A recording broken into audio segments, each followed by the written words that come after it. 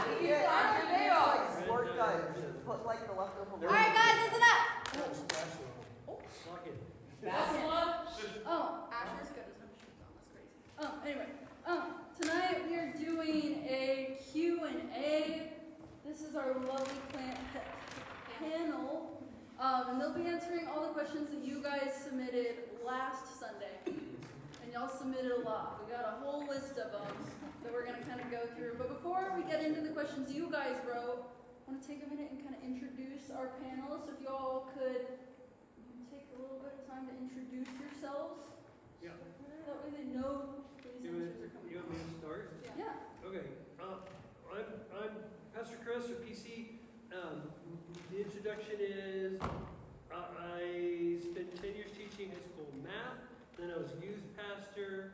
Then I was another different kind of pastor, and now I'm the lead pastor here at United, and sometimes help out with youth. And this is my lovely bride, Suzanne. Hello, I'm Suzanne. I spent we spent about 15 years in youth ministry total. I'm now the media and communications manager here at United, and I am that one's mom.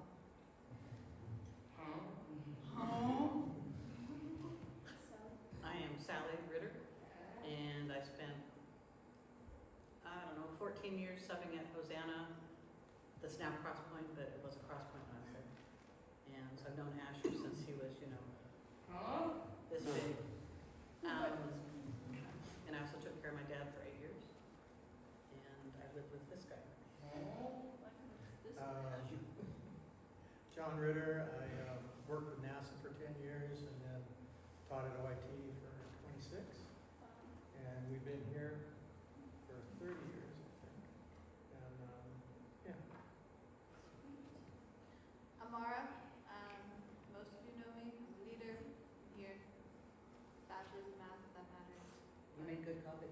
I'm a barista. Was at school for a very long time. I started community college when I was really young, and then I went to university, so I have lots of school experience. I'm just here to ask the questions. And answer. Okay. We're starting off super deep. Yeah. What's your favorite dog breed? If anyone wants to chime in. We have a golden retriever. We like him. We like you. I love Kona. He's amazing. He sheds a lot. So I'm going to say we had a Maltese Shih Tzu for 12 years, and she's my favorite. I like mixed breed dogs that we get in, apologies. in the Fred Meyer parking lot, or that comes to our porch when the paper boy's collecting money. Yeah. Straight. Yeah, we get strays. Hey, but the last one lasted 17 years. That's an old dog.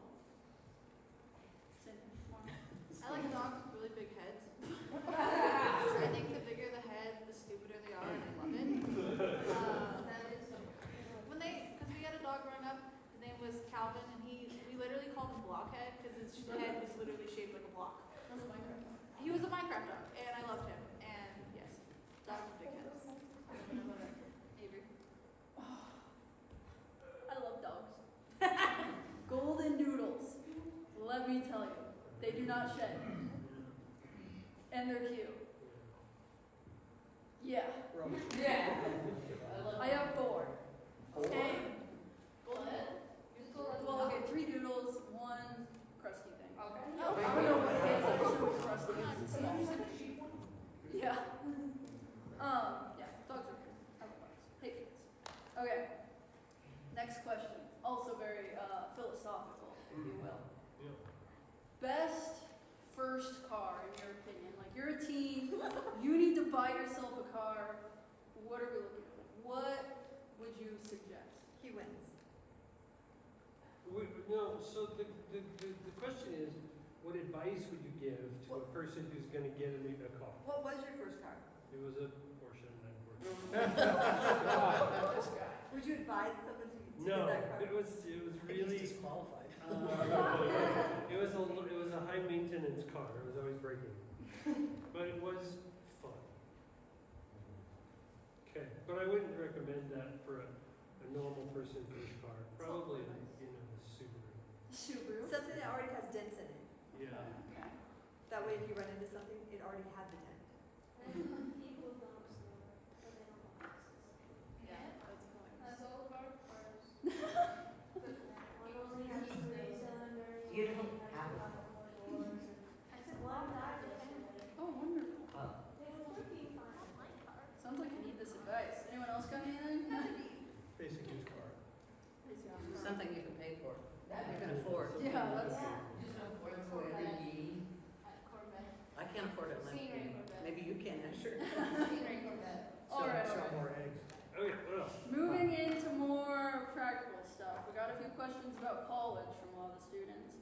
So, one of the questions that I think would be helpful to get answered is how should we go about choosing a college? Like, say you applied to like 4 and you're like accepted into all of them, now what? Like, they're all good options. Go to all of them. He's not wrong. Candidates possible to take one class. You've got to go visit all the universities that you've been accepted to. Because you may have one that fits who you are and what you want to do much better than someplace else. So you have to go and visit the universities. And make a pros and cons list. Like, decide what's the most important thing to you. Like, for me, I just wanted a place that felt like it fit my values and that I felt I could study what I wanted. But maybe some people would want to rather stay closer to home because they're scared of moving super far away. Like, I moved 6-7 hours away from my parents when we moved to university. And that was really hard because they were really far away. And so you just have to figure out what's most important to you, whether that's the academics of it all and what's going to be the best academically, or what's going to be closest to home, or what's going to have a good community. Because we're all, if you're looking for a Christian community, then some colleges would be better than others. So I want to chime in and also say, go to one that you can somewhat afford. Don't get into hundreds of thousands of dollars in debt because you want to go to a cool school. Sometimes. order your scholarships. Yeah, get scholarships. Just don't go into a ton of debt. If you need to do community college, that's not lame. Community college is cool. I went to community college, and I didn't turn out that lame. So. No, just kidding, guys. Anyway, I want to bounce off what Marah said. You kind of said talking about a place where you can get involved with a good group. What's the strategy for making sure you make good friends in college? Because I know that's probably pretty vital. It's getting involved with the right people. Any advice on that?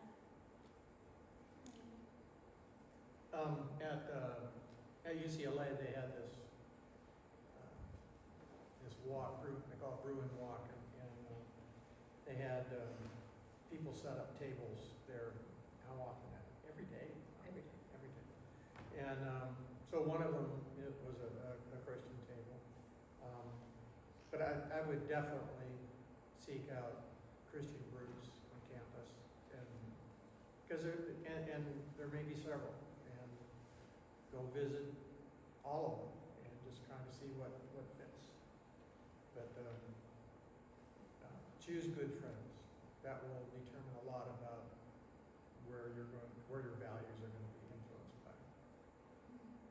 I like it. Anyone else? Yeah. I'd also say don't be afraid to talk to the people in classes. One of my best friends I met because we ended up sitting next to each other in the back of the class, and we had to do homework together, and now I'm still friends with them. And don't be afraid to join a club. Look into what your interests are, join clubs, find your people, and also for me, finding people who were in my major, because my major was really small, I was able to connect with them, and then we had the same classes throughout the semesters. And so we were able to maintain that friendship and have study buddies and have habits and create these bonds that were really important to me. So don't be afraid to talk to people in your class. Figure out who's going to be in your major, who's going to be your people throughout. there are people in your major who are the same age as you. Find them and connect with them. And don't be afraid to join clubs. I know it sounds weird, but clubs are actually kind of fun. Bro, I love clubs. I went to Rubik's Cube Club. Best time of my life. Yeah, something that's in the 30 seconds. Like 16 seconds. She went to Rubik's Cube Club. I was in Rubik's Cube Club, man. No. What's lesson? Something you should be doing right now. Alrighty. Moving on. This is kind of a wide question. I'm just gonna ask, how do I improve my relationship with my parents? I know that's pretty broad, but any advice on parental relationships? Ask their opinion. Yeah, they are more than willing to give opinions, and sometimes they're reticent to do so because they're afraid of the Heisman thing. But, ask their opinion. The Heisman thing? Yeah. Maybe not everyone knows what the Heisman thing is. Could you model that for us? You will. That's excellent. Broken that pose. I love that. The other thing I would say is intentionally spend time with them. I would also say trust them. You may think they're pretty dumb right now, but John and I have gotten smarter as our kids have gotten older, so it's rather amazing how that works. Maybe that, I mean, parents are on the thing. My parents are on the panel. I got pretty lucky with my parents. They're pretty great.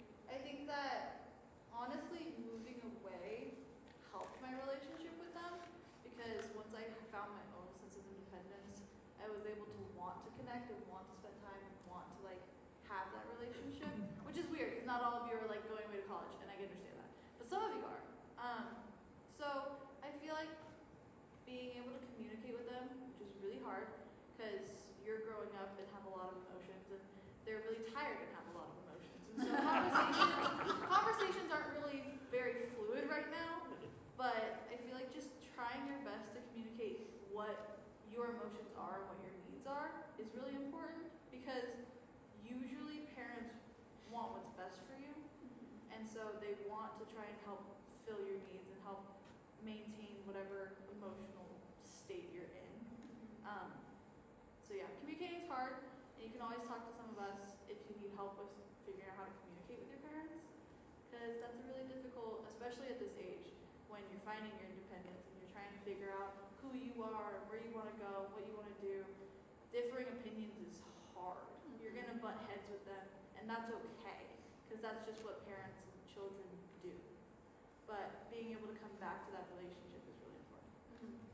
So say we got communication down, and like we're talking, conversing with your parents.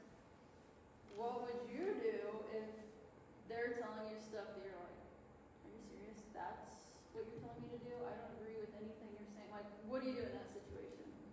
Well, I think it depends on how old you are. Yeah. Because if you're still a minor, obviously you're living with them, you have to do what they're going to say. But being able to respectfully, like, state your opinion is important. That's something that I was taught very early on, is how to respectfully tell people they're wrong. And how to respectfully be like, this is my opinion and why I think we have difference in opinions. And maybe they're not wrong, but we just aren't seeing eye to eye. But respect is really important. Because if you don't have respect, then they're just going to get upset, and you're going to get upset, and then nothing's going to get solved. So, yeah. Respectfully. Yeah. All right. Shifting gears. Question everyone's been waiting for. Why are guys my age so dumb? I don't know who wrote this. We don't know the exact age, but general age range. Why are teenage guys so dumb? Sorry, guys. I'm not a teenager. I hope one of you guys did it right. That's the friendly one. What? That's a big generalization. Yeah. Yeah. Guys, listen please. Some are oblivious to normal. But give them time, they'll figure it out. That's what I would say. Their frontal cortex is not completely formed yet. No, it's not closed It's yet. true, it's not. But that's true for girls also. Like the development of the brain has been for men and women. But maturity happens at a different rate. And girls mature faster than boys. Because God designed it that way. I don't know why, but it's universally true. So the best advice for the girls is be patient. Because guys are dumb. They will grow out of it eventually. No, they don't. Jonas is doubting. I'll be done first. No. And for guys, I suggest that you think about what you are modeling your behavior after. Oh, Who are you modeling your behavior after? yeah. The guy down the street that is such a wise guy and always getting in trouble, or doesn't respect his parents, or someone that you know has good values. Values are really important, and you need to be careful who you model yourself after. I like it. That said, the next question we have is, how are we supposed to be in healthy dating relationships, especially when, like you said, like we don't have that model. If we don't have a model to go off of in our lives, how do we do dating relationships right? Yeah. I think if you're genuinely asking the question, you're starting in the right position. And I think that the thing people most often do is they seek advice from fools. So what I mean by that is, like, if you are, let's say, 14 or 15 and you decide it's time to start dating, whether your parents agree with that or not, typically the people that you look to for dating advice are peers. And if you're asking people who are your age for advice on it, you're going to get pretty shallow advice. But it takes a lot of courage to ask somebody with wisdom for advice. So if you really want a healthy dating relationship, 14, 15, 16, 17, 18, ask somebody that you know has legitimate wisdom, not ChatGPT or, your peers. I would say set boundaries early. Expectations and boundaries early. Because if you're on the same page at the beginning, it's easier to walk through the hard stuff or the temptation stuff when you've already had the conversation. I know when I was in high school, sometimes I didn't want to talk to my parents. My mother was very quick to judge things, but I would talk to a friend's mother because she was safe, Yeah. but she was also wise. I mean, my mother was probably wise too, but my friend's mother didn't judge me as much. Yeah, and I think that's why it's important to have adult friends in your life, not necessarily just your parents. I mean, hopefully you can communicate with them. But like Sally said, sometimes the communication is just awkward or strained for one reason or another, and another adult can be a lot more objective. And so it's really important as you grow older to be able to strike up friendships with other adults, like you said, that you feel are wise. Not just doing the things that you think that you want to do, but are wise and have good values. I also think that don't be afraid to look at relationships that you're like, ooh, that's kind of rocky, and learn from it. Like if you see a relationship from your peers or a family member or whoever it is, and you're like, I don't want that. Figure out what's like going wrong, and then apply that to yourself. Don't just shy away like, oh, I don't want to look at it, but learn from it. Learn from those who are fools, who are around you, who aren't doing things the way that you would want your relationship to go, and yeah, learn from it. Yeah, I like that. I kind of think like check the fruit, right? Like you wouldn't take money advice from someone who's broke, right? So why would you take dating advice from someone who isn't married or has a terrible relationship? relationship. So I think just seeking out someone that you know, like, their marriage is solid, they did dating right, ask them, and like the question is, what if no one around you is like doing it right? Find someone who is. I'm sure all of you, for the most part, are plugged into a church, or you go to school. Ask your teacher. Like, ask, the old couple sitting in the corner of your church. Like, if you look for someone doing it right, you'll be able to find that. And then, if you really want the advice, you'll be able to find someone, I think, that can give it to you.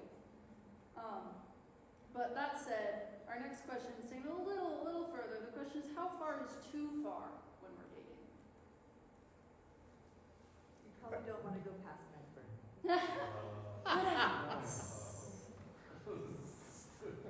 Unless you're. I think like Suzanne said, set expectations. I thought it was going to be Medford. I used to tell students, don't do anything that you can't walk back from. So don't do anything with someone that you wouldn't want someone doing with your future spouse. And that's what I mean by walk back from. So, like, if you think about it in that context, until you're ready to get married, you're possibly dating someone else's spouse, future spouse. So that puts it back on you. Like, what would I be okay with my future spouse doing?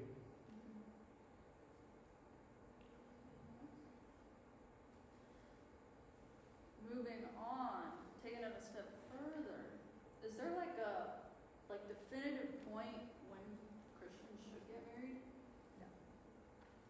No, It, no, No. no, because I know people. Can you say who- that clearer? No, No. One more time, get people in the back. I know people who got married really, really young, who Yeah. got married for 63 years. I know people who have got married really, really young and have had it annulled within 6 months. And the opposite is true. Yeah. Like people who waited until their 40s or 50s to get married, and it was fantastic, and some that it didn't work at all. And so I think that it's a really big question. I think the answer's got to be when there's peace and you have peace from God, you found the right person, and it all fits together. But I don't think there's a right age. I don't know. What does the rest of the panel think? I agree. I don't think there's a right age either. I used to, That's pushing it a little bit. Don't repeat that to your Only parents, maybe an basically. algebra. I used to encourage students to try to put together their own little, like, safety team. Because the truth is, when you fall in love, you get brain damage. And what I mean by that is you're unable to think clearly because love is blind and love always trusts and love always hopes and love always assumes the best. And those things are beautiful and wonderful. And we don't want that feeling to stop. But if you have this is that whole set things up in advance. If you have a few people, maybe somebody that has some gray hair, maybe somebody that's your age, that you really trust, and you say, I want you to tell me if you see red flags, then you may not see it yourself. But if 3 or 4 people in your world are saying to you, sweetheart, did you notice when they said this, or when they did this, or this thing? Did you see it? And then you can like check yourself. Oh wow, I'm really not looking at this clearly. So that's what I would say is have in your mind people that you trust ahead of time. I think also have in your mind expectations of what love should look like.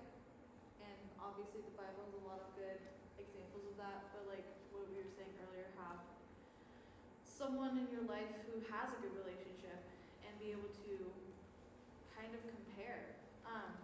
And also like give yourself check marks.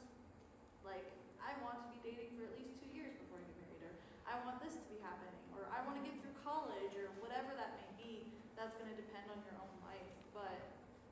don't rush into things just because you're in love. Because if you're in love, marriage will wait for you. And you can still take your time with it. It doesn't have to be, oh, we're in love, get married, yeah. Like, that doesn't have to happen. And so don't be afraid to spend time in that relationship and spend time together with God and with your friends and, like, have a whole life. Don't just marriage, go, go, go, go, go. Like, it's okay to slow down a little. These two notes, you're getting like top tier marriage advice, okay? Normally you'd have to pay for this stuff. Alright. I think, going off on, I agree with all of these things also. I think it's important to know yourself, know your limitations, know your issues, know what your strong points, what your weak points, and your failings, and what your goals are. And when you start with yourself, you can then, I think, understand who that person is that you really want to be with. Not necessarily the most popular dude. It might not totally be that at all, and usually isn't. Yeah, know yourself first. Moving down the list. This next question, we're kind of shifting gears a little bit. This one's kind of laps up. Is there any sin that God will not forgive? Is there anything I can do that God will forgive me for? Blaspheme the Holy Spirit. What does that mean? Attributing evil things to God. I think if you look at the life of King David, he did it all. Yeah. He had someone killed so he could be with his wife. And he did a lot of stuff, but he was a man after God's own heart. So he asked for forgiveness, and you can see in the Psalms his highs and lows. And Does that mean I can just do whatever I want? That God will forgive pretty much anything? not a good idea, Avery. Of course you can. There are consequences. No. Consequences. Yeah, there are consequences. You can do whatever you want, as long as you're willing to pay the price.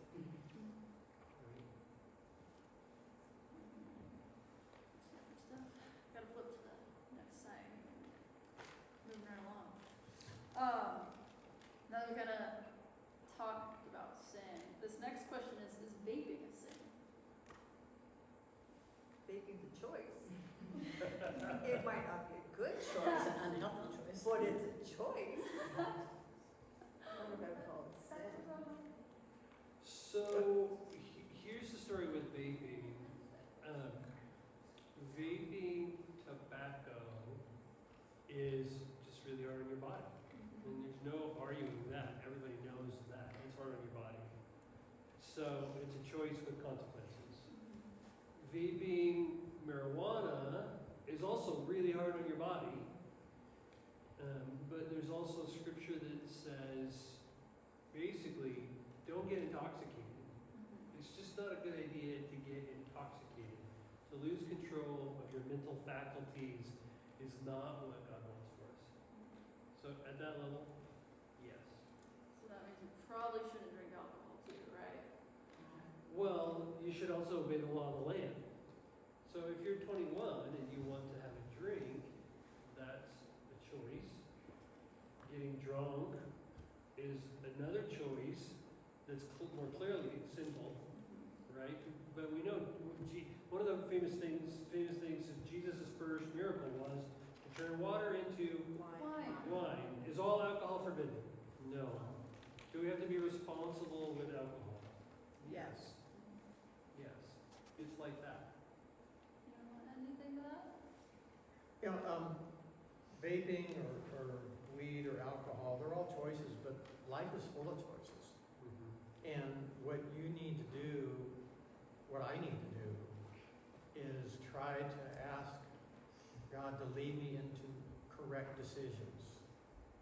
Because you make decisions all day long, every day, 24/7. It's a question of whether or not it was the right decision. What are going to be the consequences of this decision? And believe it or not, you know, there are some decisions I made that affected the rest of my life. And they were made in a fraction of a second. And that's the truth.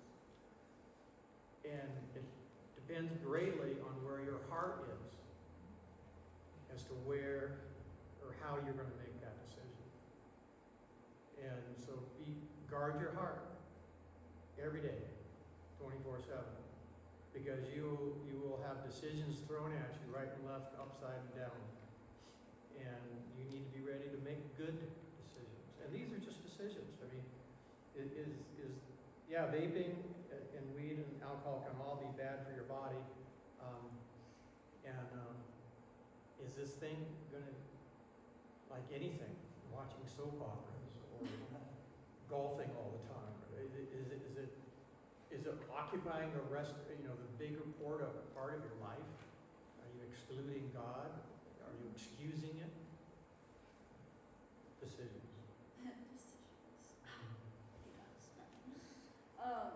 Okay. I feel like you guys might have different answers to this. God knows everything. Every decision we'll ever make. Do we really have free will? Like, if God already knows everything we're going to do we even have choice, you know? I think that's kind of a hard question, but... I think of it like this, you know, if God is God, He's got to be thinking on a plane way beyond what I can do. If He's not, He's just one of us. Okay? After that, that's fact, okay? And there is a illustration that a guy gave one time. I thought it was really interesting. Imagine that your whole life is like in a sheet of paper. Okay? All you know is horizontal. That's all you know in life. That's your experience. That's all you know is left and right. You don't know anything about up and down. It's all left and right, okay? And here comes God, and He's a cube. And the cube touches the sheet of paper. And as it touches the sheet of paper, it might show up as a point. And you can understand point because you're in this paper thing. And if it goes down more, it's this object. Maybe it's a triangle or a square or something. And you can understand that. But you would never understand the cube because that's just not your experience. You're in the sheet of paper and you don't know anything about a cube. And I think trying to figure that out is one of those questions. Yeah, I'll ask that when I get on the other side. But God is outside of time. He knows it before you've done it because and I can't wrap my head around that. And that's because I'm a piece of paper and not a cube thing.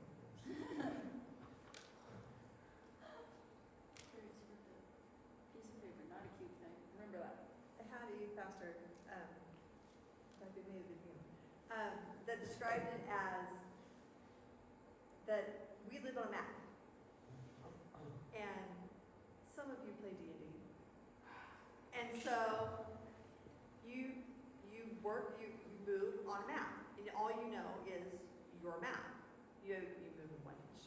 You know, squares, that's it. But God can see it from above. You can't see it from above because you're in the map. So you can only see your next step.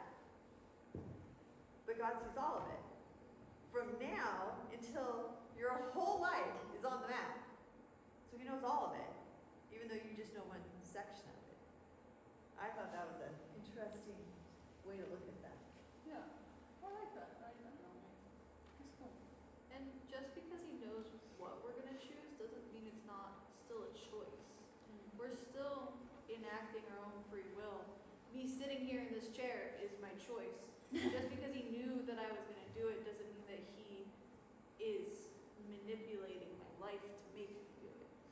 And so, like, the thought of free will is still, like, we still have free will. It's just like choice. He just knows the outcome. And so that sort of like concept of like, oh, if God already knows everything, then am I already making choices? Yeah, you're still making choices.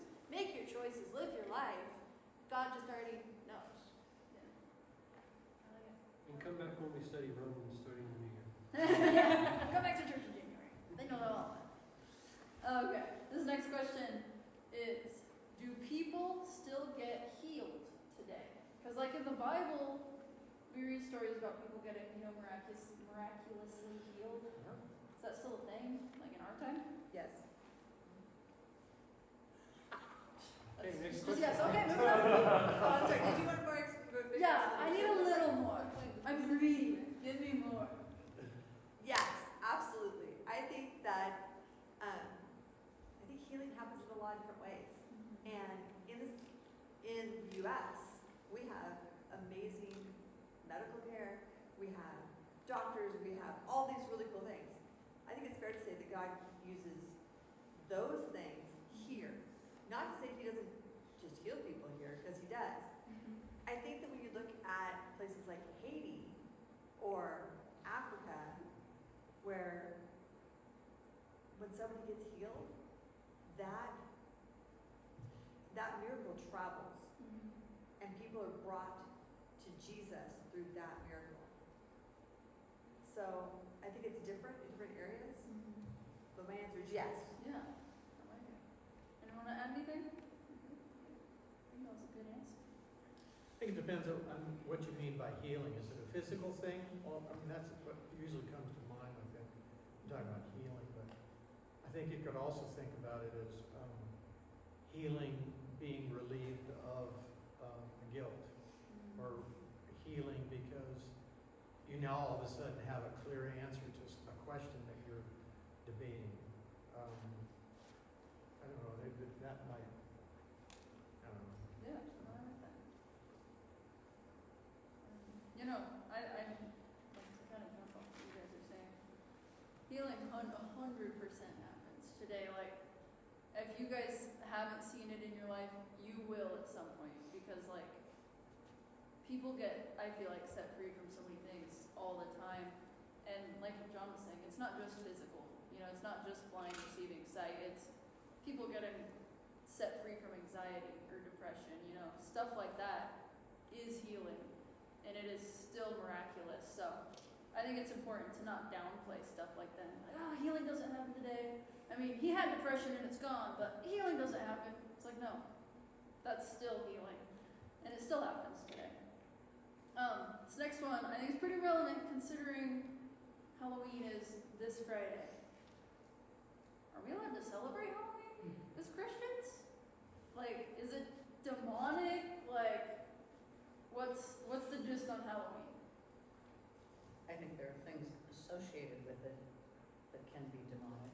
If you get into Ouija boards and seances and stuff that can lead into evil stuff. But it doesn't have to be. I know that what we do here is not. Yeah. It's not evil. Yeah, I think Halloween is just a day. Just freaking. It's just a day, and it's what we bring into it.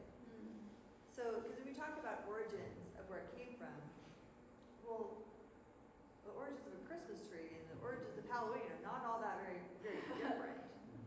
And many of the Christian traditions that we celebrate have some root someplace else. And so it's really what you do with it. If you're going to celebrate all the scary or demonic aspects, well then maybe you shouldn't be doing that. If you're going to dress up and have fun with your friends and go get, come to Fall Fest, or go to a corn maze, or, see, I want to tell him he has cake. Sorry, Pastor John just walked in. Then no, I mean, you're good. It's going to be fun. I think it's what you make of it. Yeah, I agree. Come to Fall Fest, please, please, please, please. Your daughter saved you cake. Oh, thank you. Sweet. Next question That's a here. good way to communicate with parents. Yeah, right. Does God really answer our prayers? Yes. Oh, I'm really good with this answer. Yes.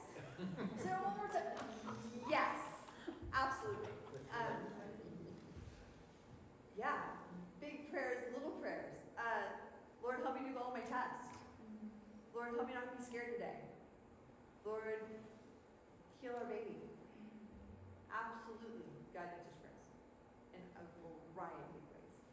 And maybe it's, I feel alone, and all of a sudden you get a phone call or a text message from a friend. Yeah, yes. That says, oh, go ahead. I would just be careful, I agree with that, and I would just add that I'd be careful about not seeing God as a vending machine. Absolutely. I have prayed, and I will get this answer that I wanted. Or help me on this test and I haven't read the chapter. Yeah, right, still got Yeah. the door. Sometimes, well, I mean, as a parent, we try to keep our kid from going out in the street and playing, okay? It's a safety thing, okay? Now, you're probably old enough to understand that, okay? But I bet, 5, 6, 10 years ago, you didn't understand when your parents said, no, we can't do that. And even them trying to explain didn't make a lot of sense. That moment in time, you just had to obey. And there are some times when we pray whatever it is we're praying about, it's like radio silence. It's like you don't get an answer. And maybe that is why when God is saying no or be patient and wait, and it's not a time to just throw up your hands and say, well, God doesn't exist because I didn't get a yes. Sometimes God is being a loving parent by denying you something that he knows is going to hurt you. And sometimes it's really hard to understand. You ever, anybody know of crocheting? Okay. Okay. John Crochet is like, Yeah. Well, when people get done with crocheting, it's a beautiful thing, And that's what your life looks like in God's mind. But how pretty and how just wonderful your life is going to end up being, and a testimony to God. You turn it over, and what does that look like on the back? It's a mess. And you think, how in the world does any of that make sense? And sometimes that's what our life looks like. But on the other side, it's all worked out. So God is seeing it from this side, and sometimes you're seeing it from the back side. And sometimes when you're praying and you're not getting the answer you want, maybe you're not looking at it from God's point of view. That's really That good. is so good. You do not have because you do not ask. You ask and you do not receive because you are asking wrongly so that you can spend it on your own passions. So part of it is, what's the heart behind the prayer? I think also he doesn't always answer in the way that we want him to, or the way that we expect him to. And like an example of that is like when we were in SoCal, we were going to an expensive college and paying for rent, working all the time, and also doing school, and it was a mess. And we really needed some more financial support. And then I crashed my car.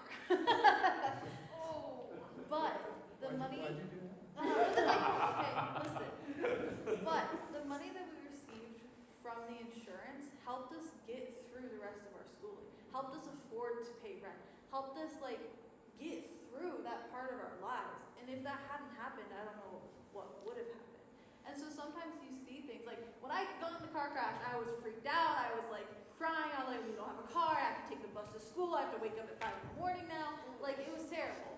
But looking back on it, it was such a huge blessing in disguise of oh, God actually was working in my life. He was taking care of me, just not in a way that I expected. And so you gotta be patient, and you gotta be able to look back on your life and see what things maybe went wrong in the moment, but turned into something beautiful. Like he was saying, look at it from God's perspective and don't get stuck in the mess of it all. That's good. I like that. Staying on the kind of that prayer topic, how are we supposed to pray? And how do we get better at praying? You practice. It's just like you get better at anything. You practice. You want to play want to get good at math? Well, it'd be good if you have a math gene, but, because I don't. You practice. Yes, Marah? Yeah. So, you practice. That's right. We're gonna make you guys practice every week at dinner. Anyone else? It's also like a conversation that you're talking to God. It doesn't have to be fancy, it doesn't have to be special words. Hi, David. Hi, I was waved in, so I just had a question where the prize wheel of doom goes. Is it done? Well, it has to be disassembled to get through doorways, so it has to be reassembled inside. You know what, Pastor John is right there, and Oh, he can man. absolutely tell you where it should go. What's the question that we're answering? Lots of them. How to pray. That's What, what how to pray? How do you learn how to pray? That's a real bear. Ask Asher. We rode him hard on it. Like we made him memorize the Lord's Prayer, and then let him do that for dinner for a while, and then said, "No, you got to use your own words now." And then we just criticized him constantly. Like, that's a bad prayer. And we made him pray tonight. He prayed for before How do dinner. you do? Great. Perfect. I'm a great parent. Oh, not really. Yeah. Oh. Yeah. All right. Alright, let him go back. We'll Did take guys him go down. there. Did we talk We have about? 5 more minutes, Dave. Go away. Did we talk about like the Spirit intercedes when we don't know what to say? Did we mention You were that? offered to be got on there. this panel. That's a good verse. Yeah, that's a good verse. See? Yeah. This guy. Get him out of here. Anyway. Prayer is a conversation. Prayer doesn't have to be formal. It doesn't have to be fancy. And don't be scared. Just talk to him. You don't have to start with, "Dear Lord." You don't have to end with, "In Jesus' name, amen." You can just feel it. You can pray anywhere. You can pray about anything. And he knows when you're talking to him. And formal prayer is really beautiful and can be really important and spiritual. But being like, "Hey God, I'm having a crappy day. Can I see the sun, please?" That's an okay prayer. That's an okay prayer. And maybe you see the sun tomorrow, or maybe you see it today. And that's okay. Just being able to just like get over the hump of like, "Oh, but prayer is so formal and scary." It's not. It's not scary. Just pray. Put that on the sticker. All right. Got 3 minutes left. Okay. Got a last question for you guys. Good luck. Team. Peace, resistance. Oh. Yeah, right. Why should I be a Christian? What's so important about it? What's the point? Do you care about truth? Do you care about doing the right thing? If you don't care about doing the right thing and just want to do your own thing, then, good luck with that. Personally, I always wanted to know what was right, and what is wrong. And John 18:37 says, "For this reason I was born, and for this reason I've come into the world, to bear witness to the truth." Man. That's it. And there can't be more than one truth. People will say, "Well, that's truth for you." Well, I could have a discussion about that with you, but God is absolute truth. You need to follow him. Everything else is just going to wither away like grass. So, I want to follow through. So that's why I'm a Christian. I'm really selfish. So I want to avoid pain, and I want to embrace joy. So that's why I'm a Christian. Because I don't like pain. And when I read the scripture and I don't do what it says, I have joy for a moment and then I have pain. But when I do what it says, I have joy. And I believe, like John said, the truth is that in eternity, my joy will be full, it will be complete, it will be extraordinary, it will be beyond what I can ask or imagine, it will be godly. And I'm selfish. I don't want pain, and I do want joy and peace and eternity and paradise. It's so selfish. Yeah. For me,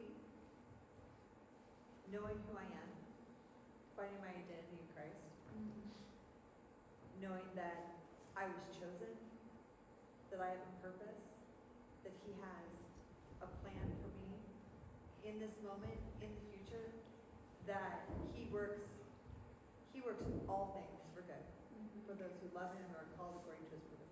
That means all things.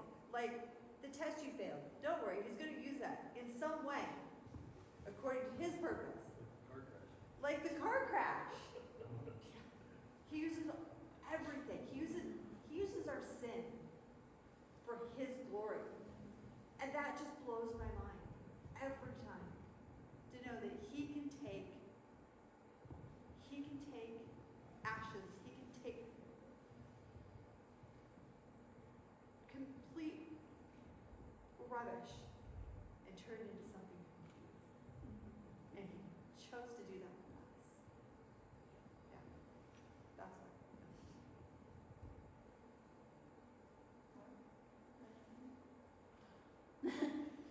That's the most intense question. Just, If you wanna, the most yeah. theological. I think that for me, I've always wanted to take care of people. I've always wanted to like make sure you're okay, make sure like your needs are met, make sure like I want to help people, and that's what Jesus did. He helped people.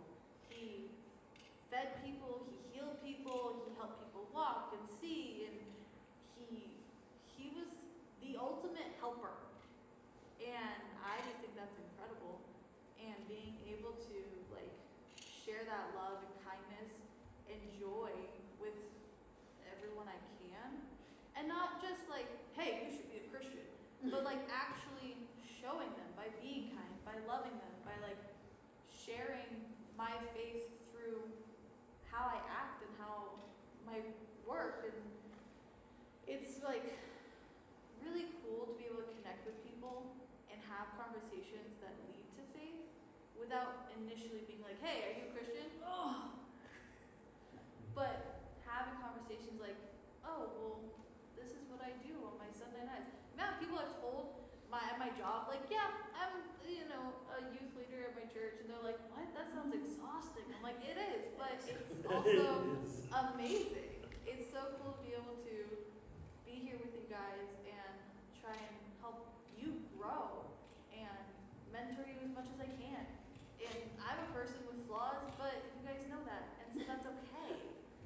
So, I don't know. Loving God and loving people is awesome. Gosh, there's not much to say. Well, the first thing that comes to my mind, though, is having worked with kids for a lot of years, that Jesus told us to become like a child, and that there's no hierarchy in who He finds important. That it doesn't matter if you're the president of a company, or a barista, or a professor, or a pastor. It doesn't matter. That we are all important to Him and to each other. I'm a Christian because it's too good to not believe, right? Like John was saying, I feel like life is just a search for truth. And a lot of people cling to what they think is the truth, and that just destroys them. So, one, Jesus is the truth. So I'm going to go with that. I don't want to follow something that's just going to ruin my life and waste my time. I'm going to follow the thing that's objectively true. And like Pastor Chris says, brings me peace. I think that's just so comforting. But yeah, it's just too good to not believe. That's why I'm a Christian. But can we give a round of applause to our panelists?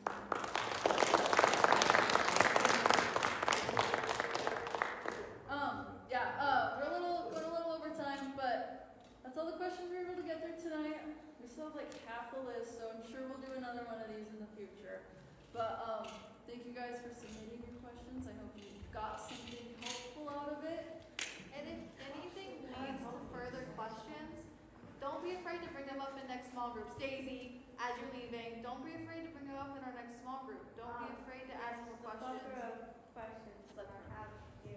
No youth group next week. Don't come next week. Don't come next week. Come But come to Friday. Fall Fest. Come to Fall Fall Fest. Fest, Friday night, 6 p.m. Come Be Friday. here or be sad, actually.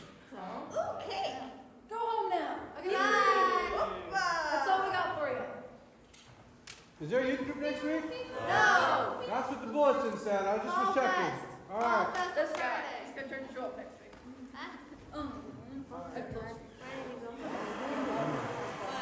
That's what I'm talking about. Yeah, you're not So allowed Laura to- Lee's gonna come in tomorrow, let me know if she can watch you. I was gonna ask if Abby would be a backup. So if Laura Lee says no, I will call. Abby wants to stay in our house. She could. It is. And investigate. So I got a lot of materials. Yes.